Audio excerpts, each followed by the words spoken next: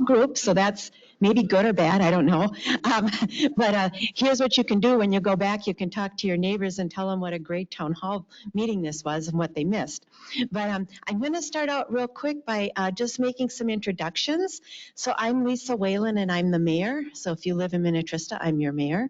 But we also have council members present. We have Peter Vickery, and then we have Claudia Lacey, and then Brian Govern. And Kathleen Refkin was not able to join us this evening. She had a prior engagement family, and that takes precedence. So we also have some staff here this evening. We have David Abel is our Community Development Director. Brian Grimm is our Finance Director. Jasper Krugel is our City Administrator.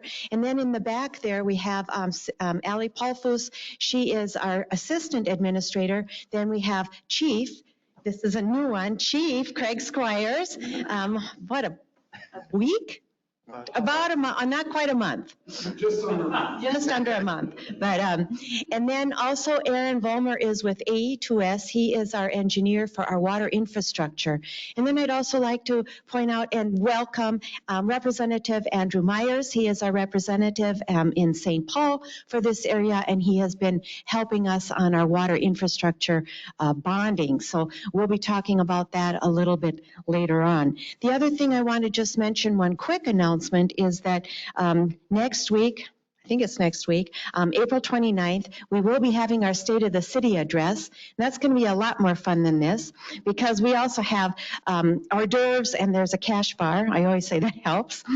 So if you are available, again, please join us for that event. And it's going to be held at the Burl Oaks Golf Club, which is in the very northeast section of Minnetrista. So you'll get to see another part of Minnetrista.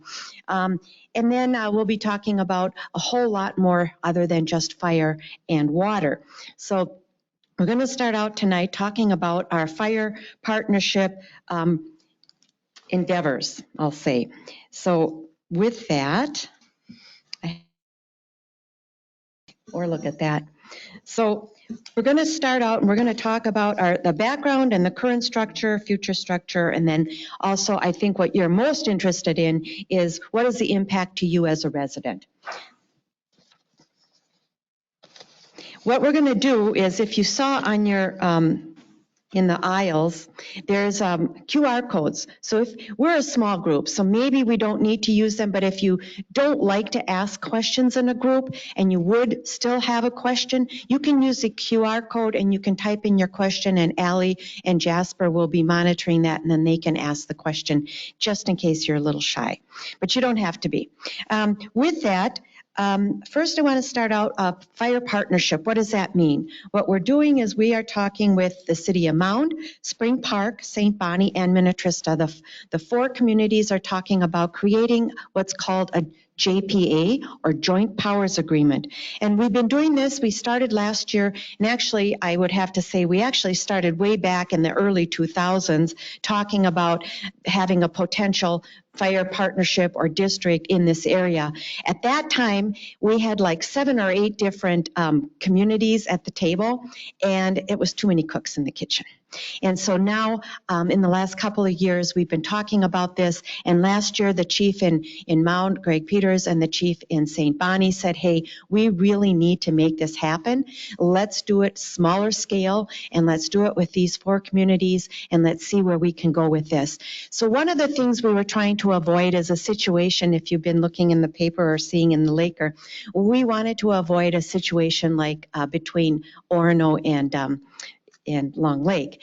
And right now, all these 4 communities that are currently in this fire partnership discussion, we all get along and we're all working together amicably. And we felt that this was a really good time to bring up the fire partnership idea again.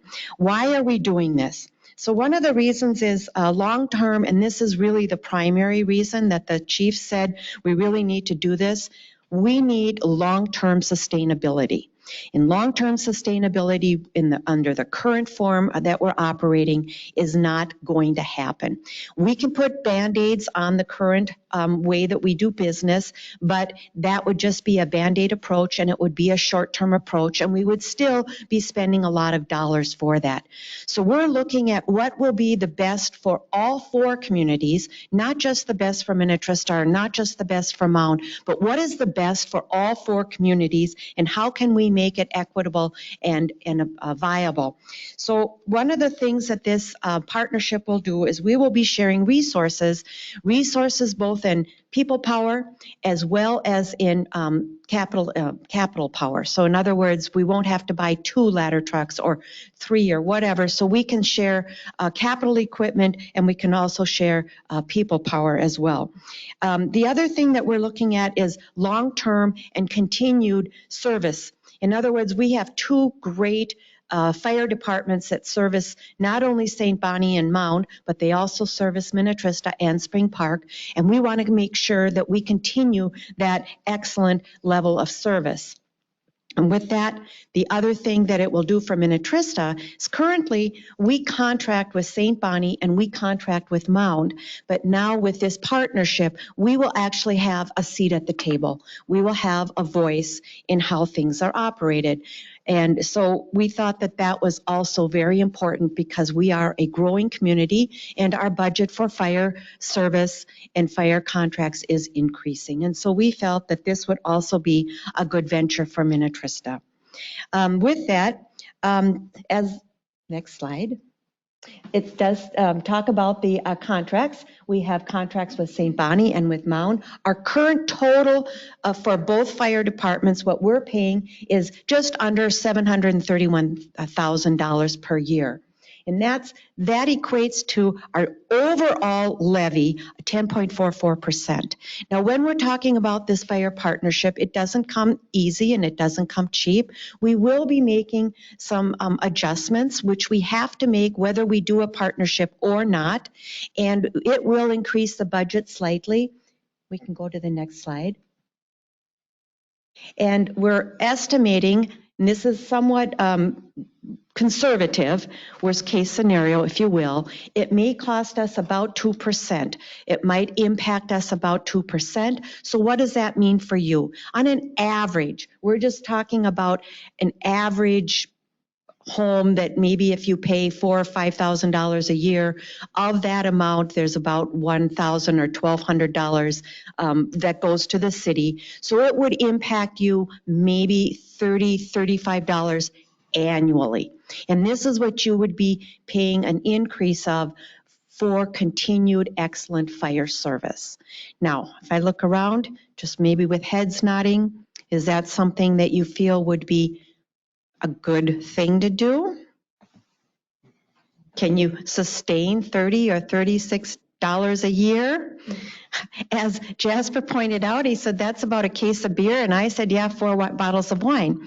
So with that, I think, so that's kind of what we're going to be working on. Again, the formula and the agreement hasn't been all hammered out in all of its details, but this would we're thinking it might be a little less, but we don't think it'll be any more than that. So general impact. So what is the timeline for this? Right now, we're working on it's called JPA or Joint Powers Agreement. Some of the language has been already worked on and determined, but there's all kinds of little nuances and little details that need to still be worked on. We're working on that along with the formula that would be used, and that can be anything from 50% service calls and 50% market value, or 40%, 60, or 30/70. Those are the details that we're still working out. But we're hoping to have all of those details worked out by probably the fall so that we can figure in our budget, and then we would start implementing this in January of 2026. Next slide. That's it for the fire discussion. It's kind of a big, quick overview. I didn't go into a lot of the minor little details, I want to say. That's kind of where that's our job, so to speak. But I do want to, we felt that it was important to let you folks know and let our constituents know what we're doing and why we're doing it. So questions? Okay. In the joint powers agreement, has there been any other discussion relative to public safety, public works, working together in those communities, So those areas? public safety, so police and fire are public safety. Public works is something different.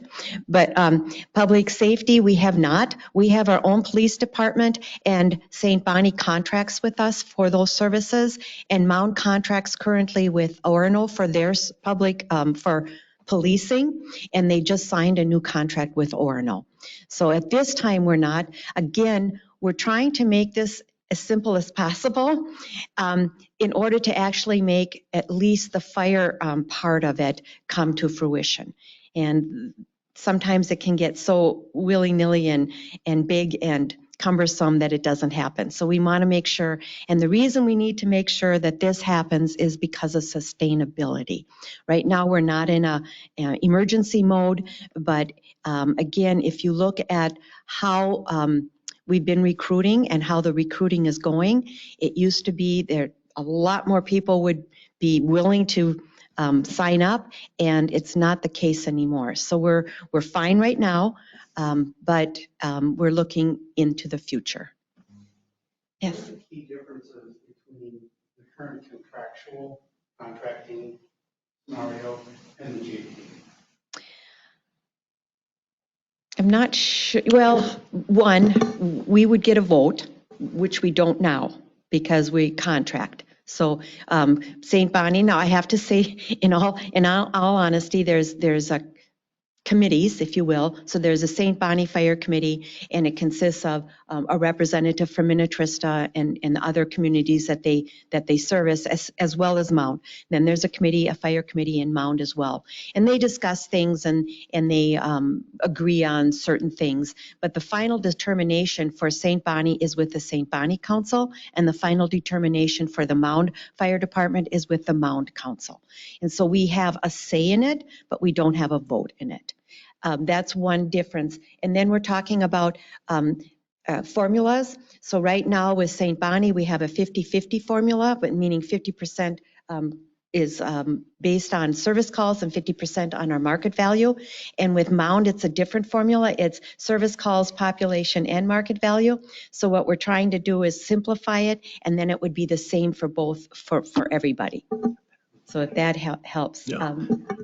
And if I may, I might add a couple of things. So right now, St. Bonnie and Mound, they work together. This would more formalize that relationship, kind of blend services a little bit more than what we currently have. So they're collaborating, right? We're kind of collaborating on capital equipment purchases. What the JPA will do is really formalize that partnership so that when we do need to buy a piece of equipment for the community, we're not buying redundant pieces of equipment with each entity. So they can partner better there, and just regionally, they'll be able to provide, I think, better service or continue the service that they provide to the community just regionally. And we're really trying to set the model to be a kind of a model for the future, because the fire departments they have a lot of challenges. You see a lot of fire departments moving towards these full-time staff models.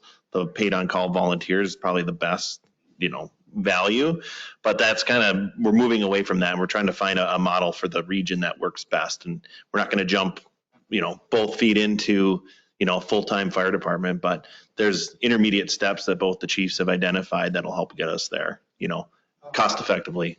Kind of a follow-up, will Minnetrista be availing real estate to the JPA for potentially a fire station or something of that sort? We already have, we have a small little half acre, maybe 3/4 of an acre in Woodland Cove. Yeah, right off of Kings Point Road. And yep. And that's been identified as a potential future satellite station. So again, that'll be there for that use if we ever need it. So that'll be discussed and determined at a later date, but it'll be there for either way. It is, so Woodland Cove, just kind of FYI, is in the St. Bonnie fire area right now. And so if everything fell apart or whatever, then that would be a St. Bonnie and Minnetrista issue that we would be addressing at a later date. Other questions? Just out of curiosity, is there a potential rebranding as part of this JPA, or is it still now I was or St. Bonnie working under a JPA? So I was just talking with the chief in St. Bonnie. By the way, we have Chief Eric Anderson, Eric, and with St. Bonnie, and then we have Chief Craig Peterson with Mound. And that has been a concern, I think, by some of the firefighters. It's not our concern. They can do what they want, and they can keep whatever branding or identity they want to keep. We're fine with whatever the firefighters would like to do in that realm. So I know there's been talk about somehow making sure that each department can still kind of hold on to their own identity, which is fine. I mean, I don't think we really care. I mean, so. Yeah, right. So, well, and they'll be working on that. I think that's a task that we will task the firefighters with so that they can do what they would like. Because they're the ones that are really important in that aspect. For the record, I don't care either. All right. Well, good. Any other questions? Okay. And if you think of a question later on after the water presentation, we're certainly welcome to answer those as well at that time. So now I have to get back to my next slides. So if I can't answer a question, as you know, Jasper can answer it, or our city and our water engineer and guru, Aaron, can answer it. So feel free, whatever technical questions you want to ask, they will be answered. So first of all, I want to talk about the background and overview, and then a little bit about our current system, future systems, and then costs and funding. And I'm sure that is going to be the most important one that you're interested in. So if I gloss over some of this, please excuse me and ask questions. But so first of all, what prompted us to do this? So back in 2021, I don't know if any of you were here or living here, but at the time, if you recall, we had a really, really big drought. And also with that drought, we also had heat. So we had the perfect storm for water usage. And during that time, we actually had to put in a ban, a complete watering ban, irrigation ban, because people were using so much water that our water levels were going so far down that it was actually a health and a safety hazard. So what we had to look at is what is our maximum capacity in the South Water System, and when do we reach that, and so on. And so what we did in 2022, what we also brought on our Highway 7 water tower. If you know, it's down there, way at the very western edge of Minnetrista after you go through St. Bonnie, and that's a 500,000 gallon water tower. What that did, it is added capacity or storage capacity, which does help us in the summer months when we're irrigating. And then the other thing that we've done, a couple of things in order to get us through until the next treatment plant is online. We created a new sod ordinance, which we approved, and then we also did a water conservation campaign. If any of you are on city water, you know that we've been handing out and sending out information on how you can save money and also save water. So we've done that. And then we also implement what's called a stormwater ordinance, which means that any new development that comes in, they have to create stormwater ponds to hold their stormwater runoff, but then they also use those ponds to do irrigation for that development. So that has helped a little bit as well.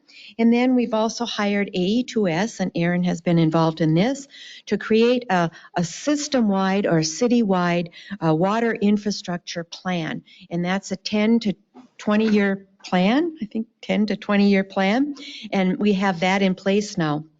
Now, in addition, some of the other things that we've done is we have been enforcing our water restrictions. So in other words, we have odd, even watering, and we have been enforcing that. If you have watered on the wrong day or you're watering too much, you've probably received a notice. And we are letting you know that you can't do that. That has helped a little bit. But in the other thing that we have to do, and this isn't up there, but we have to show the DNR in order to drill new wells. We had to show the DNR that we were making steps to reduce our water usage because our water usage was pretty high. And so in order to be able to get permission to drill new wells and to be allocated more water, we had to show them that we were trying to do some water conservation efforts. And so some of these things are basically mandatory, but also good practice. So with that, and then the other thing that we've been doing in 24, 23, and in 24, we also contacted our representatives in St. Paul, Representative Myers, and at the time it was Senator Kelly Morrison, and now it's Senator Ann Johnson Stewart. And all of these representatives have been very helpful and have tried to get us bonding money. However, last year there was no bonding bill, so that didn't help. And this year it's still up in the air whether there's a bonding bill or not, but they are very interested in trying to help us get some money. The reason we would like to get some state funding is because this would be, if you will, free money to us, so to speak, although we're still paying for it in our taxes, but it would be money that would be available to us to build and to offset some of the costs for the treatment plant. And I'm going to talk about in 2025 now, so then I'll talk real quickly. 2025, we've been working on the design. In 2024, we started on the design. It's a long process. I thought it was too long, but I understand why.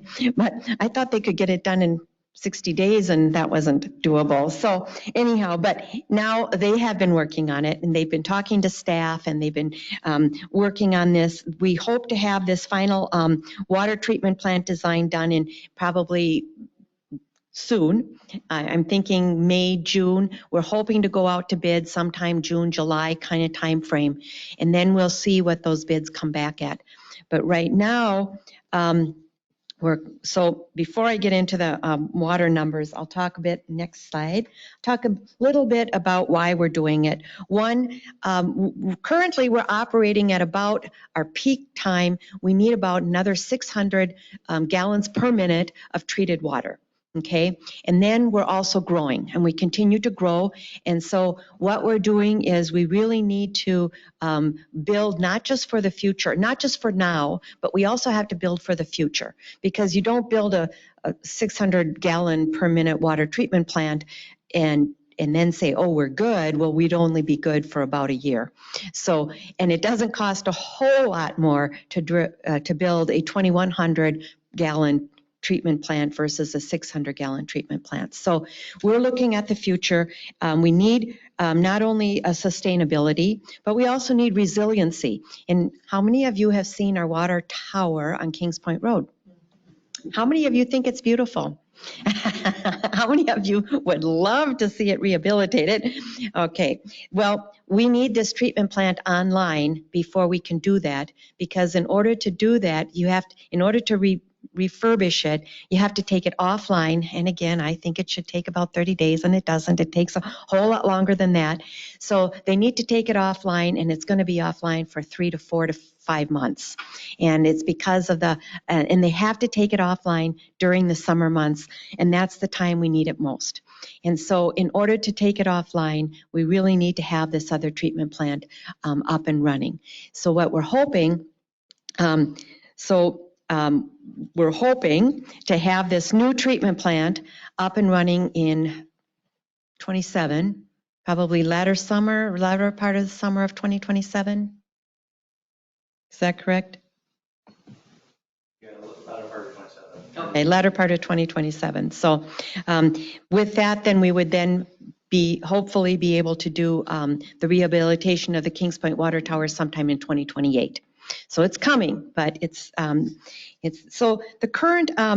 So what the other reason we're doing this is in order to provide our residents with not just clean or visually good drinking water, but also safe drinking water. So the Minnesota Health Department a few years back lowered, if you will, the standard for manganese. So our wells, as many wells in this area, have a high content of iron and manganese. Now, iron isn't necessarily harmful, but it doesn't look very good. But manganese, they've determined, is not good for young children, pregnant women, and senior citizens. I just found out senior citizens too. So we have to do something about the manganese before we can distribute it into our system. So that is the other reason we need a water treatment plant. Let's see, what else am I missing? Usage, growth, health, visual. I think those are all the reasons why we need another plant. So the other thing that we're doing with this new plant is we are also, will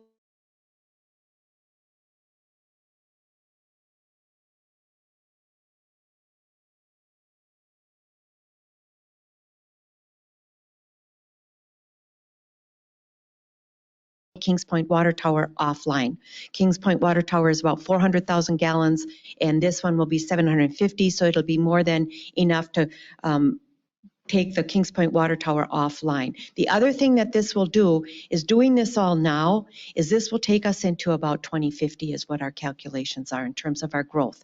So we hopefully won't need to do anything else until then. But that's the projections, and that's what we're counting on right now. So what I wanted, in case, can you go to the next one? Let's see. So I know some of you live in Kings Point, Woodland Cove. If you don't, but you know where it is, the new plant, and you've probably, if you live in Kings Point, in Woodland Cove, you've probably seen these big, whatever they're drills. So we're already out there drilling for the 2 new wells that we need. So we need 2 new wells in order to facilitate the new treatment plant. Those wells are being drilled as we talk, and they should be done sometime in May, June. And then those will be connected to the new treatment plant. So the location where you see those big, I don't know what they are, but any structures or whatever, those, and the treatment plant will go right next to them. I think the wells are real close to this area, and they're going to be connected to the treatment plant, which will be here. And then this road here, go back real quick. So this is going to be a little access road. It's not going to be a public road, so you guys can't drive on it, and nobody else can drive on it except for the people that need to access it, such as Public Works, for maintaining and the treatment plant. Then next, so this is what it's going to look like. It's going to be kind of a square, ugly building, sorry, but if we make it any prettier, then it's going to cost more, and it's already costing us a ton of money. So maybe we can plant trees or something. It is kind of down the hill, so you really won't see a lot of it, but again, we could plant trees for a whole lot less than what it would cost to make this a beautiful building. So this is kind of what the outside looks like. This is the inside, and our design team, Aaron and his design team, has been working with our Public Works director, along with the people that are going to be working in here, to come up with a workable plan. You know, I look at this and I say, hey, I'm not going to weigh in on this because I know nothing about this, but they do. And so they've come up with a plan. They've really cut costs and corners wherever they can without being too penny pinching, because as you know, if you pinch too many pennies, then it's, yeah, maybe not good. So this is kind of the layout. Next. So the estimated cost for this is around 26 million. That means that's about what it's going to cost, engineering costs, the new wells, connecting the wells, the 22 or 2100 gallon treatment plant and so on. Everything, the construction costs, the management of the project, all of that, we're estimating right now at around 26 million. That is a big, huge price tag. I'm so glad Andrew is here. Because it is a big price tag, especially since we only currently have 2,200 water accounts that we can bill people for. So one of the things you might ask is how do we pay for this? So currently what we do is there's 3 buckets that we take it from. Water user fees, so what you use and you're billed for that. Area charges, when a developer comes in, they have to pay a per acre area charge. And then also when a new house comes online or connects to our system, they also have to pay a connection fee. And every year we've been looking at all 3 of those fees, and as you notice probably, your water bills have gone up. I'm not, telling you that they haven't. They are, and they're going to go up a little bit more. But we also have been raising the area charges and the connection fees and hope to offset some of the user charges. But with this $26 million, if we have to bond for the whole entire amount, it's going to cost the city about $1.8 to $1.9 million payment. That's just for the bond payment per year. So how do we come up with that? So here's a couple of thoughts, and we haven't made a final decision on this yet. And this is one of the reasons we wanted people to come in here and hear our story, and we wanted to talk with you. So how are we going to do that? One thought and one idea has been floated that we would charge a $186 per quarter. Every single account would get the same amount billed to them for we'll call it a treatment plant fee. Where we got this idea is another community, Minnetonka Beach, has to do the same thing because they're even a smaller community with also a big ticket price. But if you live in Minnetonka Beach, your fee, your treatment plant fee, will be over $400, almost $500 per quarter. So we're looking and thinking that if you live in Minnetrista, this is a bargain deal, but your water rates still will go up a little bit next year if we go forward and move forward, which we really have to. But in order to level out the playing field, because the theory behind it is everybody needs a treatment plant. Everybody needs it no matter how much water you use. So everybody should share in the pain, if you will. Go ahead. Is the 2,200 water users, is that households or? Accounts. That's a household. It's households. Yeah, so it's serving Yes. a population of maybe 6,500 or 2.5, 3 people per house, but there's only 2/3 of the residents that are on the water system out. Our population is getting close to 9,000-10,000, but about Right. 2/3 of it is on the water system. So it's a good question. So here's the thing. Yeah, we're around 9,300 population-wise, but about only 1/3 of the residents in Minnetrista are on city water. The rest of the residents live out in a more rural setting or in a development that never had water, and so they're on private well, and they have to maintain their wells and pay for that. The city supports 2,200 active. Accounts, yes, accounts, correct. Now, having said that, we're adding, go ahead. Well, having said that, we're adding about 100 new homes approximately per year to our city. And so with that, this 2,200 will increase, which will help offset some of these costs. And so we're going to be talking about how can we do that?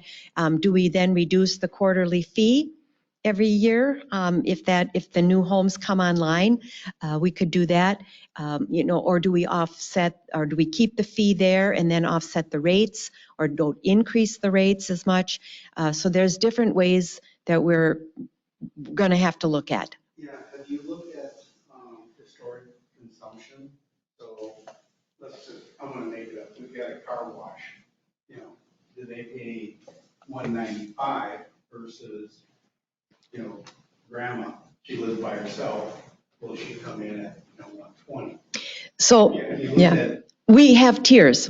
So we have tiers. So, and So this is just the average? yes. So we have, currently we have 3 tiers, 0 to 25,000 gallons per quarter. then 25,001 gallons up to 65,000 gallons. I'm looking at staff because I have to remember these numbers, and then 65,001 gallons up to beyond that. Okay, but we are looking at maybe creating more tiers and to kind of help with what you're talking about. But we also have commercial rates, and I think we have commercial rates, and then we have that's it. We only have commercial rates. Commercial and schools the Yep. same. Commercial and schools are the same. So we do have different rate structures for commercial and school. And I will add, like, about, I think 98% of our usage is from residential. So we don't have much commercial. So we can adjust those rates, but it doesn't affect the revenue much. I kind of get that, it's just, so the 186, you're just gonna throw out a flat rate for everyone then? That's what we're talking about right now. Base rate. That's just the fee, if you will. It's not a base rate, it's the water treatment plant fee. So it would equate to about, what, $62 per month for that. So we could do it a number of ways. We could raise the rates and the tiers, we could adjust that significantly, but then we would have to raise our rates probably like 20% a year for a few. I mean, it would be significant. What time frame are you looking at? So, good question. I think, is that the next one? So what we're looking at is potentially new water rates and possibly if we go this route, the flat fee for the water treatment plant, implementing that starting in 2026. Now with that, and I've talked to a couple residents, they thought if we did that, the best way is if we were to bill monthly. That way people don't, because especially in the summertime, people are using water and maybe they don't realize how much water they're using. And then all of a sudden, wham, they get billed, they get a really high water bill. So we're thinking, what if we billed monthly for all water users? That would help. And again, these are I have to emphasize, this isn't final decision by the council, but these are things that we've been talking about. So billing monthly, and I don't know that we can do this, and Brian's probably going to shoot me for saying this, but we've also possibly budget billing. So in other words, if you want to be billed the same amount every month, maybe we can look into that. And then what happens is at the end of the year, your water bill is then adjusted. But You always have a catch up or something, I guess, or. he might not like that. So, but that's a little more complicated. Don't know if we can do that, but that's another option we might be able, or we will be exploring.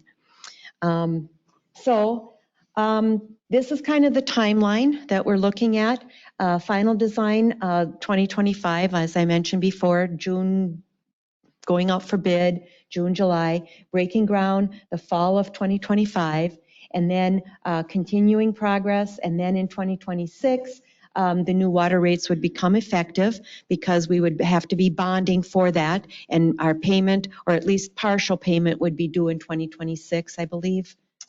That possibly would. When we, Yeah. how we structure it, Okay. 26 or 27. And then the water treatment plant would come online in 2027. Now, having said that, there was one other thing I wanted to talk about is, so here's the other option is not to do anything. I don't think it's an option, but I know other communities are, some of our neighboring communities are thinking about that. I think it's more important that we deliver quality, safe, healthy drinking water, and that we can continue to provide safety for our residents. So what I mean by safety is fire safety. We have water towers there for storage, and they're there for fire protection. And if we didn't have our water storage facilities, we wouldn't have fire protection. And so I think it is very important to protect not just the health of our residents, but also to protect that which is your biggest investment, and that is your home and even your life. So that's kind of why we really feel we need to move forward. If the bids come in, I mean, way higher than we expected, we might have to delay at the most, but we do need this and we will have to figure something out. So that's the other reason we are trying to go, we're trying to get bonding money from the state. We've looked at the federal, but right now the federal is not looking good at all. So that's probably not going to happen. But, and again, depends on whether the state is doing a bonding bill this year or not. I know the House has a bonding bill, and the Senate has a different idea, so we'll see what happens there. And even if it is a bonding bill, it sounds like it's going to be pretty small. Doesn't sound small to us, but do you know what the House bonding bill is at? Yeah, so the House and Senate are taking two different approaches. House right now, I think, is looking at doing about 700 million. Which isn't much. Yeah, but for context, Yeah. like when the governor puts his proposal out, he put $40 million for local projects. Right. Well, yeah. 26. Right, exactly. But the Senate is looking at a larger target of 1.3 billion. If they go that route, then they can't bond again until 2028. So the House, from the chairs of the Capital Investment Committee, they're looking at 700 million this year with a potential another one the next year for $1 billion. So if you wait a little bit to still keep our rating, we could do two back to back. So it's kind of, Yeah. and it's, again, 700 million. That has to address higher education institutions across the state. Right. You know, a lot of that asset preservation that they're looking to cover for some of the state-owned buildings. I guess, you know, I always lean towards roads, bridges, clean water, but that'll be what the negotiations are in the legislature. Yeah. So we're keeping an eye on it. We've been working hard on that, and we'll see what happens. So a lot of it is out of our control. Does bonding amount affect the 183? The 186? Or 186? Yes, it would. Yeah, because let's just say we got 10 million.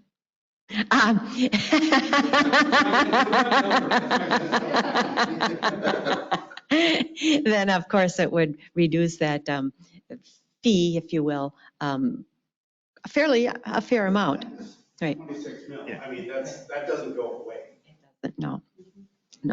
And then keep in mind, we already have bonds for our water infrastructure. We have about $14 million in bonds that we're already paying for. 1.3 million, is it about? For an annual payment, it's about, right around. Yeah, about 1.3 already. So it's a lot of money for a small community, and we do have to plan for growth. That's one of the reasons we're doing this, because we anticipate more people coming, and then when they come, they can share in the cost of this as well. And that's why we every year have raised our development fees and our connection fees, because as you folks came, you paid, basically, whether you realize it or not, you paid your connection fees, you paid your development fees in the cost of your home. And these new folks that come online, they're actually going to be paying a little bit more, so that it kind of makes up for a little bit. But that's what that is all about. Let's see. Oh, and then the other thing I should talk about real quick, 20-year versus 30-year. I was at a meeting this morning, and I heard one mayor say that they were considering a 30-year bond for some of the projects that they were doing. So I talked to staff. Well, here's the thing. It really only reduces our payment by a couple $100,000. I think 200,000 to 300,000. However, what it does is on the back end, we're paying double, not just a few million more, we're paying double more on a 30-year bond versus a 20-year bond. So in other words, let's just say, I think our estimated interest rates for a 20-year bond, first of all, we're paying lower interest rates. We're paying about $8 million. Is that correct? About $8 million on a bond? That's what it would be if we'd be around a 4% interest rate. However, if we did a 30-year bond, it would probably be more like a 5% interest rate, and we would paying 16 or more million dollars in interest. The other thing that we look at, and this is the other important factor, is generally when you do buildings and infrastructure, you figure on a 20-year estimation for before you have to start doing major repairs or rebuilds. And if you take out a 30-year bond, then you're still paying for that first bond by the time you have to start making other investments as well. And so, and we're a community that's growing, so we're anticipating more people coming online in that 20 years, and we're figuring they're going to help pay for this as well. So for us in our community, a 30-year bond doesn't make as much sense, even though it might sound better. It really doesn't make sense long-term for us. I don't know if anybody had that question or not, but there you go. I have a question. Yeah. So right now the growth is about 100 unit houses. Do you anticipate that increasing then? We're not, so, it's always fluctuated between, I think the last 10 years, if I'm not mistaken, between 75 and 140, I think even, 144. So if you average it out, it's been about 100, maybe a little more. And we've gotten recently some inquiries and some, a little bit of crickets here and there, a little bit of inquiries. So we anticipate and we are expecting, again, not knowing, but we think it will continue. Having said that, again, with the economy and with everything happening, we simply don't know, but it's looking good. But again, there is no guarantees. The economy could tank and then we could be in 08 again. So hopefully not. Okay, it's not going to happen. Positive. But yeah, for budgeting purposes, we've used between 75 to 100 because you don't want to obviously Right. overshoot or whatever. And I think when we originally factored in our rates, we always figured 75, which was conservative. So maybe we can go a little bit higher, but we try and be conservative. I think our lowest ever was 40 units. We had a few years of 30s back in the 07, 08, 09. Yeah, there was Okay. 30, That was 33. 40. Yeah. Okay. So a long time ago. One more question. So the people that are on private systems, do you see any movement from them being on private to the city? There's only a few roads, if you will, in Minnetrista that could potentially receive city water. The problem, so you have to look at the infrastructure and where the trunk lines are and how easily they're extended. And so if a trunk line is here and there's a road here, you could easily extend it into there. And then the people that are on or in that development or that area could pay depending on. But a lot of our residents that are on private wells are like on 5, 10, 20-acre parcels way out in the middle of nowhere. And for the city to extend a trunk line out there would be millions and millions.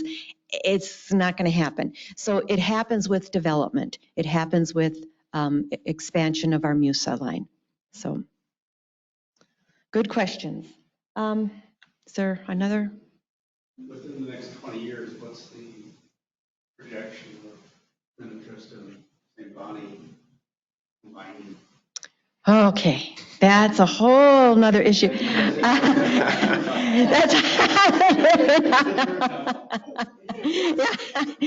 Well, if we have a few minutes, I'll just give you a little bit of background on that. So way back in the day, many years ago, there was talk about St. Bonnie and Minnetrista combining, okay? And so there's a whole process set out by state statute that you have to follow. And so a whole committee was formed, made up of St. Bonnie residents and Minnetrista residents and so on, and they studied this thing for a whole year, and then they came back to both cities with a recommendation. And then what you have to do after that recommendation, then you have to put it out for a vote to the general public, and the city councils have to approve it. So it's a long step, many steps, and a huge process, and in the end, even if the city councils approve it, the voters have to approve it, and in the end, the voters did not approve it. And it has to be approved by a majority of the voters in both communities. So it didn't pass. So here we are, and that's fine. We're, well, you might not want them on board. They do have a water treatment plant, but it's aging as well. And they're pretty much at capacity with their plants, so we may not even want them here. So, but having said that, we do have an agreement with them that in event of an emergency, that we can use some of their water. Of course, we pay for it, but so we have that backup. And we have good working relationships with St. Bonnie. So I would anticipate that if we were in a real bind, that they would definitely help us out. So any other questions? Yeah, So we're talking about the South Water Treatment Facility. There's a north one then? there is. Systems completely separate? They are. But Yep. is that half of the city still contributing to this field or in that two? Yeah. 200? Yep. The reason why, so and that's a good question. So it is two separate systems. And the reason it's two separate systems is if you know the layout of Minnetrista, Mound kind of comes in, and in order to connect the systems, we'd either have to go through Mound or we'd have to go all the way around Mound to connect the systems. And the cost to do that back in the day was millions. And so we thought, okay, we'll just create two separate systems. And then when we did that, you're actually paying for the north system as well as the south system. The north is paying for both systems as well. We look at it as a combined, it's a community. And so regardless of the systems, the community as a whole is paying for it. Anybody that's on city water. So yes, you're paying for theirs, they're paying for the south system as well. In fact, the south system was just the south system until we connected it to the central system. So now it's the south central system. Anyhow, that's more information than you probably need to know. But everybody pays, and everybody pays the same. So, good question. Anybody else? Any other questions? Yes. So last summer, they pulled a huge water line under the street where I live in Woodland Cove. Mhm. Is that a part of this? It is. Okay. So what we had to do is we had to actually upsize a little bit, and then we also had to connect, and I don't know if you can pull that map up where the treatment plant is going to go. So in other words, if you can imagine, the water treatment plant is going to be here, and we have to bring this water over to the tower and to that other system. So we have to have a trunk line, and we have to have it had to make it larger. So that was part of that. So we have to do 2 new wells, which are in the works right now. And then last summer, in anticipation of this, we added that trunk line. And so the trunk line, the 2 new wells, the water treatment plant, all of that is around 26 million. Is that?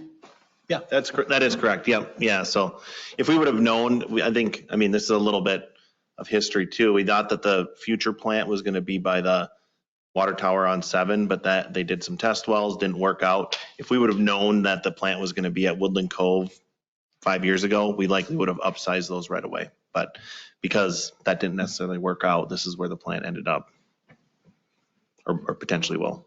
Yeah. So the access road to the new treatment plant, is that going to connect to Lotus? Yes. Yeah, it'll connect to Lotus. There'll be a gate there, so there won't be any access unless you got a card to get in there. So it'll look like a driveway. Area that looks like it could be a road right now? Yep. So that is a sewer easement right now that we have to maintain and mow occasionally, but there'll be a road, or it'll look like a driveway essentially over that area. So it's our trucks, the city trucks that will go in. Also trucks that delivering chemicals and things like that for the treatment plant. Paths along this road for residential paths to walk on or anything like that? None associated with this. There's a whole master trail plan associated with Woodland Cove and Three Rivers Parks. Those are getting completed as developments occur. So, but nothing associated with this, nothing new. How tall is the new building? I know there's 2 roof levels. How tall is the tallest roof level? Aaron, or do you know? 30 feet. Between 30 and 35 feet. Okay. And what's the footprint square footage? That one I don't know. I can It didn't look like it that big a building, but No. It's not, I mean, it's a big It's, building. it's a little bit bigger than the one that's on Kings Point Road. The one on Kings Point Road is about 1,000 gallons, and this is about 200 gallons. So it'll be not quite twice as big because there's some savings in that. So if you've been over there and you can see that size, it's probably another half as big, 1.5. Is that fairly accurate? It's probably twice as big. Oh, twice as big, okay. With the, Oh, with the storage and everything, yeah. Okay, The one on Kings Point, so instead of having a water tower, this one's gonna be it's, subsurface. yeah, underneath, yeah, in the ground. And we discussed whether we should do, less storage and more storage and everything. And the council felt that for the long term, it was actually less expensive in the long run to do the 750 gallons versus just like a 400 or 500 gallon capacity for storage. is there gonna be a retention pond on the site? It depends on runoff and stormwater runoff. go back to the site layout. Yeah. Up in the north. Right there. Yep, no. One back. So it looked like a pond there. Yeah, yeah, so that's for the stormwater. Currently, there's a berm. You can see Caleb on the south tip of that pond. So a portion of that berm will be removed and the pond will be. The lead up to bringing this online, are there interruptions in service? If they're noted? There shouldn't be any, yeah. Yeah, there shouldn't be any. Maybe a few hours or something like that. Yeah, we're not anticipating any, put it that way. And if there were, we would let you know. I mean, we would let everybody on that system know. So is water pressure maintained by electrical pumps if storage is underground? Yes, yes. Yeah, there's different kinds of storage systems. So underground, you need electrical pumps, and then there'll be a backup generator and things like that. And then the other one is gravity, and those are the towers. So the gravity ones don't need the pumps, but you need pumps to put it up into the towers, but you don't need pumps to disperse it into your system. So On the image you have there, the small box with the dotted line, that's just directly south of the water plant. That's the buried reservoir there, the dotted line. oh, this one, So that's the buried reservoir, so that was fully green space. So you won't see it. You won't see it. Yeah. So the footprint of the building is just a solid Right. line. That gives you a better sense for the actual square footage of the building in comparison to the lot. Right, so- Northwest. This is what you'll see in this. You'll see this. Okay. Any other questions, comments? Okay. We're done early. So, do you have any other questions? Because if you do, Jasper will answer them. No, just kidding. All right. No, I just want to thank you folks for coming out and having an interest in this.